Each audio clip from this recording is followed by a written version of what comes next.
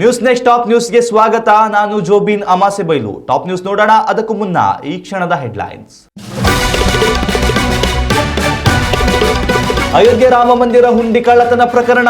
ರಾಜ್ಯದ ಎಲ್ಲ ಮುಜರಾಯಿ ದೇಗುಲಗಳಲ್ಲಿ ಸಿಸಿ ಕ್ಯಾಮೆರಾ ಕಡ್ಡಾಯ. ಸಿಎಂ ಡಿಕೆ ಶಿವಕುಮಾರ್ ರಿಂದ ಮಹತ್ವದ ಮಾಹಿತಿ. ಸರ್ಕಾರಿ ಶಾಲೆಗಳ ದಾಖಲಾತಿಯಲ್ಲಿ ಭಾರಿ ಕುಸಿತ. 10 ವರ್ಷಗಳಲ್ಲಿ 94,000 ಗವರ್ಮೆಂಟ್ ಸ್ಕೂಲ್ ಬಂದ್. ನೀತಿ ಆಯೋಗದಿಂದ ಹೊರಬಿತ್ತು ಶಾಕಿಂಗ್ ರಿಪೋರ್ಟ್. ದೇಶದಲ್ಲೂ ಜಾರಿಯಾಗಲಿದೆಯಾ ಆಸ್ಟ್ರೇಲಿಯಾ ಮಾದರಿ ಕಾನೂನು. ಹದಿಹರೆಯದವರ ಡಿಜಿಟಲ್ ವ್ಯಸನಕ್ಕೆ ಕಾದಿದೆಯಾ ಶೀಘ್ರ ಬ್ರೇಕ್. ಸುಳಿವು ನೀಡಿದ ಪ್ರಧಾನಿ ಮೋದಿ. ಮಧುಮೇಹಿಗಳಿಗೆಂದೇ ಹೊರಬಿತ್ತು ಬಿಗ್ ಗುಡ್ ನ್ಯೂಸ್. ಭಾರತದಲ್ಲಿ ವಿಶ್ವದ ಮೊದಲ ವಾರಕ್ಕೊಮ್ಮೆ ನೀಡುವ ಇನ್ಸುಲಿನ್ ಬಿಡುಗಡೆ. ಕೇವಲ 263 ವೆಚ್ಚದಲ್ಲಿ ವೀಕ್ಲಿ ಡೋಸ್ ಲಭ್ಯ.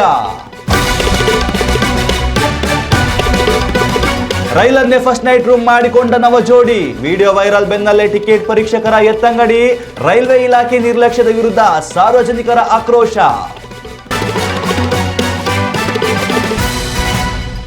ಅಯೋಧ್ಯೆ ರಾಮ ಮಂದಿರದಲ್ಲಿ ನಡೆದ ಹುಂಡಿ ಕಳ್ಳತನ ಪ್ರಕರಣವು ದೇಶದಾದ್ಯಂತ ಸಂಚಲನ ಸೃಷ್ಟಿಸಿದೆ. ಈ ಗಂಭೀರ ಪ್ರಕರಣದ ಎಫೆಕ್ಟ್ ಕರ್ನಾಟಕಕ್ಕೂ ತಟ್ಟಿದ್ದು, ರಾಜ್ಯದಲ್ಲಿ ಇಂತಹ ಘಟನೆಗಳು ನಡೆಯದಂತೆ ರಾಜ್ಯ ಸರ್ಕಾರ ಹೈ ಅಲರ್ಟ್ ಆಗಿದೆ. ಈ ಹಿನ್ನೆಲೆಯಲ್ಲಿ ಮುಜರಾಯಿ ಇಲಾಖೆಯ ವ್ಯಾಪ್ತಿಯಲ್ಲಿ ಬರುವ ಎಲ್ಲಾ ದೇವಾಲಯಗಳಲ್ಲಿ ಸಿಸಿ ಕ್ಯಾಮೆರಾ ಅಳವಡಿಕೆ ಕಡ್ಡಾಯಗೊಳಿಸುವ ಬಗ್ಗೆ ರಾಜ್ಯ ಸರ್ಕಾರ ಗಂಭೀರ ಚಿಂತನೆ ನಡೆಸಿದೆ. ಬೆಳಗಾವಿಯ ಸುವರ್ಣಸೌಧದಲ್ಲಿ ನಡೆದ ಸಭೆಯ ಬಳಿಕ ಈ ವಿಚಾರವಾಗಿ ಖುದ್ದು ಮಾತನಾಡಿದ ಸಿಎಂ ಡಿಕೆ ಶಿವಕುಮಾರ್, ಭಕ್ತರ ನಂಬಿಕೆ, ದೇವಾಲಯಗಳಲ್ಲಿ ಆಡಳಿತದ ಪಾರದರ್ಶಕತೆ ಕಾಯ್ದುಕೊಳ್ಳುವ ಅನಿವಾರ್ಯತೆ ಎದುರಾಗಿದ್ದು, ರಾಜ್ಯದ ಎಲ್ಲಾ ದೇಗುಲಗಳಲ್ಲಿ ಸಿಸಿ ಕ್ಯಾಮೆರಾ ಅಳವಡಿಕೆಗೆ ಕಡ್ಡಾಯಗೊಳಿಸುವ ಬಗ್ಗೆ ಗಂಭೀರವಾಗಿ ಯೋಚಿಸುತ್ತಿದ್ದೇವೆ ಎಂದಿದ್ದಾರೆ. ಅಯೋಧ್ಯೆ ರಾಮ ಮಂದಿರದಲ್ಲಿ ನಡೆದ ಹುಂಡಿ ಕಳ್ಳತನ ಪ್ರಕರಣದ ವಿಚಾರವಾಗಿ ಮಾತನಾಡಿದ ಸಿಎಂ ಡಿಕೆ ಶಿವಕುಮಾರ್, ಧರ್ಮದ ಹೆಸರಿನಲ್ಲಿ ನಡೆಯುವ ಇಂತಹ ಪ್ರಕರಣಗಳು ನಿಜಕ್ಕೂ ಭಕ್ತರಿಗೆ ಅಗೌರವ ಉಂಟು ಮಾಡುವಂಥದ್ದು. ದೇವಸ್ಥಾನಗಳಲ್ಲಿ ನಡೆಯುವ ಹುಂಡಿ ಎಣಿಕೆ ಕಾರ್ಯ, ದೇಣಿಗೆ ಸಂಗ್ರಹ ಸೇರಿದಂತೆ ಎಲ್ಲ ಹಣಕಾಸು ವ್ಯವಹಾರಗಳು ಪಾರದರ್ಶಕವಾಗಿ ಇರಬೇಕು. ಹೀಗಾಗಿ ರಾಜ್ಯದ ಎಲ್ಲ ಮುಜರಾಯಿ ಇಲಾಖೆ ದೇಗುಲಗಳಲ್ಲಿ ಕಡ್ಡಾಯವಾಗಿ ಸಿಸಿ ಕ್ಯಾಮೆರಾ ಅಳವಡಿಸುವ ಅನಿವಾರ್ಯತೆ ಎದುರಾಗಿದೆ ಎಂದು ಅಭಿಪ್ರಾಯ ವ್ಯಕ್ತಪಡಿಸಿದ್ದಾರೆ. ಇನ್ನು ಇದೇ ಸಂದರ್ಭದಲ್ಲಿ ಗ್ಯಾರಂಟಿ ಯೋಜನೆಗಳ ಅನುಷ್ಠಾನದ ಕುರಿತು ಮಾತನಾಡಿದ ಅವರು, ಗ್ಯಾರಂಟಿ ಯೋಜನೆಗಳ ನೀಡುವಿಕೆಯಲ್ಲಿ ತಾಂತ್ರಿಕ ತೊಂದರೆಗಳು ಎದುರಾಗುತ್ತಿದ್ದವು. ಒಬ್ಬರ ಮೊಬೈಲ್ಗೆ 10 ಜನರ ಹಣ ಕೂಡ ಜಮೆಯಾಗುತ್ತಿತ್ತು. ಅನೇಕ ಕಡೆಗಳಲ್ಲಿ ಅನರ್ಹರಿಗೆ ಯೋಜನೆಯ ಮೊತ್ತ ದೊರೆಯುತ್ತಿತ್ತು. ಇದೆಲ್ಲದರ ವರದಿ ಆಧರಿಸಿ ಗ್ಯಾರಂಟಿ ಯೋಜನೆಯ ದಾಖಲೆ ಪರಿಶೀಲನೆ ನಡೆಸುತ್ತಿದ್ದೇವೆ. ಅರ್ಹರಿಗೆ ಮಾತ್ರ ಗ್ಯಾರಂಟಿ ಯೋಜನೆ ದೊರಕಬೇಕು ಎಂಬುದು ನಮ್ಮ ಉದ್ದೇಶವಾಗಿದೆ ಎಂದು ಹೇಳಿದರು. ಹಕ್ಕನ್ನು ಉಳಿಸಿಕೊಳ್ಳಿಕ್ಕೆ ನಾವೀಗಾಗಲೇ ಎಲ್ಲರೂ ಕೂಡ ರೆಸಿಡೆನ್ಷಿಯಲ್ ಸರ್ಟಿಫಿಕೇಟ್ ಕೊಡಬೇಕು ಅಂತ ಯಾರ್ಯಾರಿಗೆ ಅವಶ್ಯಕತೆ ಇದೆ, 10 ವರ್ಷದ ರೆಸಿಡೆನ್ಷಿಯಲ್ ಸರ್ಟಿಫಿಕೇಟ್ ಯಾರ್ಯಾರು ಇದ್ದಾರೆ ಅಂತವ್ರಿಗೆ ಕೊಡಬೇಕು ಅನ್ನೋ ತೀರ್ಮಾನ ಮಾಡಿದ್ದೇವೆ. ಇದಲ್ಲದೆ 4.25 ಲಕ್ಷ ಕೋಟಿ ಕ್ಯಾಸ್ಟ್ ಸರ್ಟಿಫಿಕೇಟ್ಗಳಿದೆ. SC ಇರ್ಬೋದು, ST ಇರ್ಬೋದು, OBC ಇರ್ಬೋದು, ಮೈನಾರಿಟೀಸ್ ಇರ್ಬೋದು, ಬಡವರು ಇನ್ಕಮ್ ಸರ್ಟಿಫಿಕೇಟ್ ಇರ್ಬೋದು, ಇವೆಲ್ಲ ಸರ್ಟಿಫಿಕೇಟ್ ಇದೆ. ಅವೆಲ್ಲ ಆನ್ಲೈನಲ್ಲಿ ಇದೆ. ಆನ್ಲೈನಲ್ಲೂ ಕೂಡ ಪಡ್ಕೊಳ್ಳಿಕ್ಕೆ ಅವಕಾಶ ಮಾಡಿಕೊಟ್ಟಿದ್ದೇವೆ. ಯಾರಿಗೆ ರೆಸಿಡೆನ್ಷಿಯಲ್ ಸರ್ಟಿಫಿಕೇಟ್ ಬೇಕು ಅವರು ಕೂಡ. ನಾನು ಮುಜರಾಯಿ ದೇವಸ್ಥಾನ ಎಲ್ಲಾ ದೇವಸ್ಥಾನಕ್ಕೂ CCTV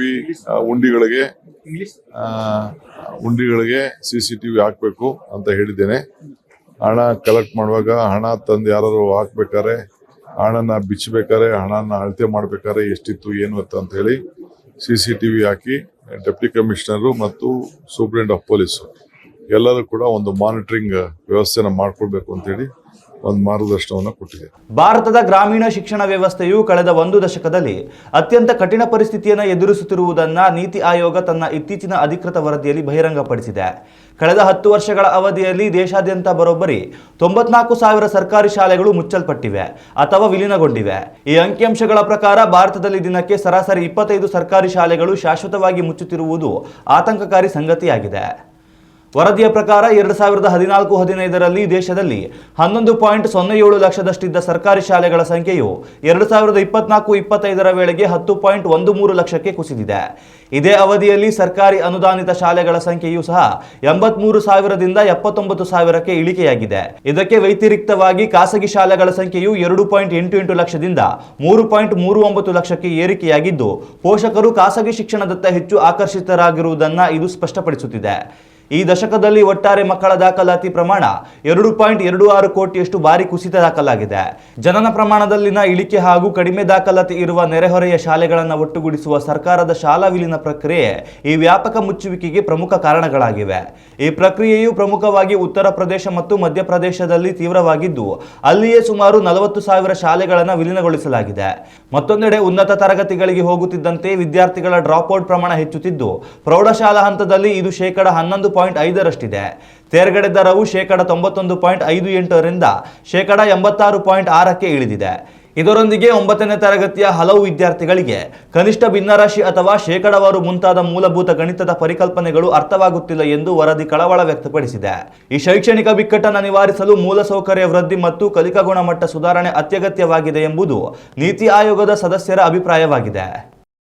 ಆಸ್ಟ್ರೇಲಿಯಾದಲ್ಲಿ ಜಾರಿಗೆ ತರಲಾಗಿರುವ ಅಪ್ರಾಪ್ತ ವಯಸ್ಕರ ಸಾಮಾಜಿಕ ಜಾಲತಾಣಗಳ ಬಳಕೆಯ ಮೇಲಿನ ಐತಿಹಾಸಿಕ ನಿಷೇಧ ಕ್ರಮವನ್ನು ಪ್ರಧಾನಿ ನರೇಂದ್ರ ಮೋದಿ ಮುಕ್ತಕಂಠದಿಂದ ಶ್ಲಾಘಿಸಿದ್ದಾರೆ. ಆಸ್ಟ್ರೇಲಿಯಾ ಭಾರತ ವಾರ್ಷಿಕ ನಾಯಕರ ಶೃಂಗಸಭೆಯಲ್ಲಿ ಭಾಗವಹಿಸಿ ಮಾತನಾಡಿದ ಅವರು, ಮುಂಬರುವ ದಿನಗಳಲ್ಲಿ ಭಾರತದಲ್ಲೂ ಇಂತಹ ಕಠಿಣ ಡಿಜಿಟಲ್ ನಿಯಮಗಳನ್ನು ಜಾರಿಗೆ ತರುವ ಸ್ಪಷ್ಟ ಮುನ್ಸೂಚನೆ ನೀಡಿದ್ದಾರೆ. ಜಾಗತಿಕವಾಗಿ ಮಕ್ಕಳ ಮಾನಸಿಕ ಆರೋಗ್ಯದ ಮೇಲೆ ಸಾಮಾಜಿಕ ಮಾಧ್ಯಮಗಳು ಬೀರುತ್ತಿರುವ ಗಂಭೀರ ಪರಿಣಾಮಗಳನ್ನು ತಡೆಯಲು ಈ ತೀರ್ಮಾನ ಅತ್ಯಗತ್ಯವಾಗಿದೆ ಎಂದು ಅವರು ಪ್ರತಿಪಾದಿಸಿದ್ದಾರೆ. ಆಸ್ಟ್ರೇಲಿಯಾ ಪ್ರಧಾನಿ ಆಂಥೋನಿ ಆಲ್ಬನೀಸ್ ಅವರ ಸಮ್ಮುಖದಲ್ಲಿ ಮಾತನಾಡಿದ ಮೋದಿ, ಆನ್ಲೈನ್ ಲೋಕದ ಅಪಾಯಗಳಿಂದ ಸಮಾಜವನ್ನು ರಕ್ಷಿಸಲು ಆಸ್ಟ್ರೇಲಿಯಾ ರೂಪಿಸಿರುವ ನೀತಿಗಳು ಇಡೀ ವಿಶ್ವಕ್ಕೆ ದಾರಿದೀಪವಾಗಿವೆ ಎಂದಿದ್ದಾರೆ. ತಂತ್ರಜ್ಞಾನದ ದುರ್ಬಳಕೆ ತಡೆಯುವ ನಿಟ್ಟಿನಲ್ಲಿ ಭಾರತವು ಆಸ್ಟ್ರೇಲಿಯಾದ ಈ ಕ್ರಾಂತಿಕಾರಿ ಕಾನೂನಿನಿಂದ ಮಹತ್ವದ ಪಾಠಗಳನ್ನು ಕಲಿಯುತ್ತಿದೆ ಎಂದು ಅವರು ತಿಳಿಸಿದ್ದಾರೆ. ಪ್ರಸ್ತುತ ಆಸ್ಟ್ರೇಲಿಯಾದಲ್ಲಿ 16 ವರ್ಷಕ್ಕಿಂತ ಕಡಿಮೆ ವಯಸ್ಸಿನ ಮಕ್ಕಳು ಫೇಸ್ಬುಕ್, ಇನ್ಸ್ಟಾಗ್ರಾಂ ಮತ್ತು ಎಕ್ಸ್ನಂತಹ ಪ್ರಮುಖ ವೇದಿಕೆಗಳನ್ನು ಬಳಸುವುದನ್ನು ಕಾನೂನುಬದ್ಧವಾಗಿ ನಿರ್ಬಂಧಿಸಲಾಗಿದೆ. ಭಾರತದಲ್ಲೂ ಸೈಬರ್ ಸುರಕ್ಷತೆ ಮತ್ತು ಮಕ್ಕಳ ಡಿಜಿಟಲ್ ಸುರಕ್ಷತೆ ದೃಷ್ಟಿಯಿಂದ ಎಲೆಕ್ಟ್ರಾನಿಕ್ಸ್ ಮತ್ತು ಮಾಹಿತಿ ತಂತ್ರಜ್ಞಾನ ಸಚಿವಾಲಯವು ಹಂತದ ನಿಯಂತ್ರಣ ಮಾದರಿಯನ್ನು ರೂಪಿಸಲು ಚಿಂತನೆ ನಡೆಸುತ್ತಿದೆ. ದೇಶದ ಕೆಲವು ಪ್ರಮುಖ ರಾಜ್ಯಗಳು ಈಗಾಗಲೇ ಮಕ್ಕಳಲ್ಲಿನ ಮೊಬೈಲ್ ಹಪಹಪಿತನ ಹಾಗೂ ಸೈಬರ್ ಅಪರಾಧಗಳನ್ನು ತಡೆಯಲು ಇಂತಹ ಗಂಭೀರ ನಿಷೇಧಾತ್ಮಕ ಕ್ರಮಗಳಿಗೆ ಒಲವು ತೋರಿವೆ. ಒಟ್ಟಾರೆಯಾಗಿ ತಂತ್ರಜ್ಞಾನದ ಅತಿರೇಕದ ಬಳಕೆಯಿಂದ ಮಕ್ಕಳ ಬಾಲ್ಯವನ್ನು ರಕ್ಷಿಸಲು ಕೇಂದ್ರ ಸರ್ಕಾರವು ಶೀಘ್ರದಲ್ಲೇ ವಯಸ್ಸಿನ ಮಿತಿಯ ಕಠಿಣ ಕಾನೂನನ್ನು ತರುವ ಸಾಧ್ಯತೆ ದಟ್ಟವಾಗಿದೆ. ಉತ್ತಮ ಸಂಸ್ಕಾರಯುತ ಶಿಕ್ಷಣದೊಂದಿಗೆ VSS English medium CBSE school Udupi Muddur.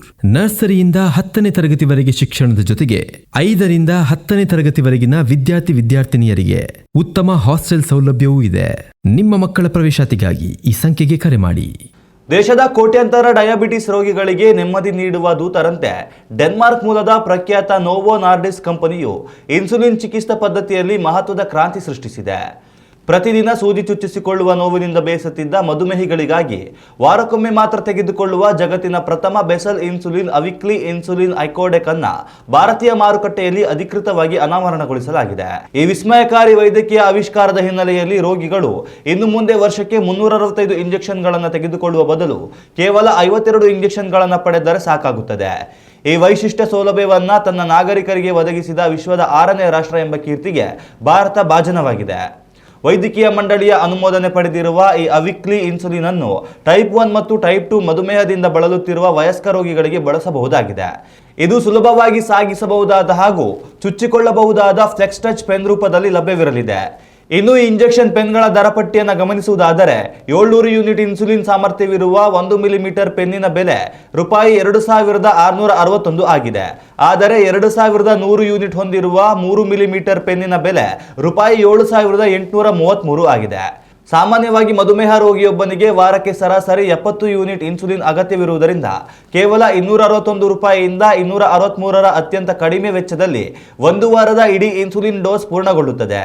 ಡೆನ್ಮಾರ್ಕ್ನಲ್ಲಿ ಅತ್ಯಾಧುನಿಕ ತಂತ್ರಜ್ಞಾನದೊಂದಿಗೆ ಸಿದ್ಧವಾಗುವ ಈ ಇನ್ಸುಲಿನ್ ಅನ್ನು ನೇರವಾಗಿ ಭಾರತಕ್ಕೆ ಆಮದು ಮಾಡಿಕೊಳ್ಳಲಾಗುತ್ತಿದ್ದು, ಇದು ರೋಗಿಗಳ ದೈನಂದಿನ ಮಾನಸಿಕ ಒತ್ತಡವನ್ನು ಗಣನೀಯವಾಗಿ ಕಡಿಮೆ ಮಾಡಲಿದೆ.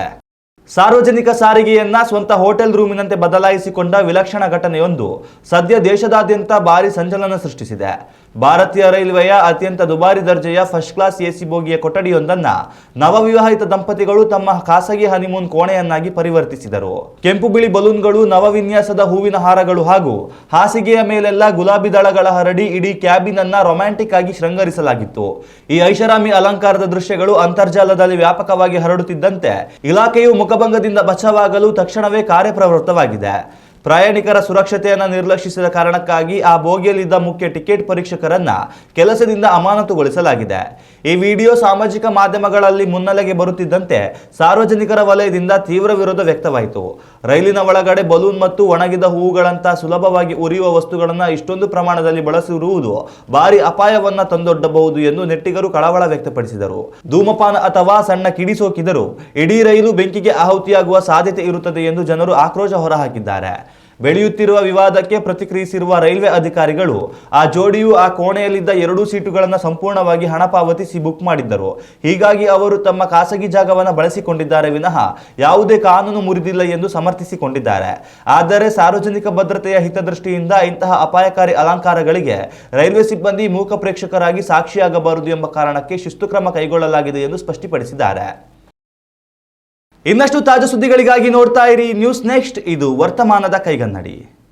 ಉತ್ತಮ ಸಂಸ್ಕಾರಯುತ ಶಿಕ್ಷಣದೊಂದಿಗೆ VSS English medium CBSE school Udupi Muddur. ನರ್ಸರಿಯಿಂದ 10ನೇ ತರಗತಿವರೆಗೆ ಶಿಕ್ಷಣದ ಜೊತೆಗೆ 5ರಿಂದ 10ನೇ ತರಗತಿವರೆಗಿನ ವಿದ್ಯಾರ್ಥಿನಿಯರಿಗೆ ಉತ್ತಮ ಹಾಸ್ಟೆಲ್ ಸೌಲಭ್ಯವೂ ಇದೆ.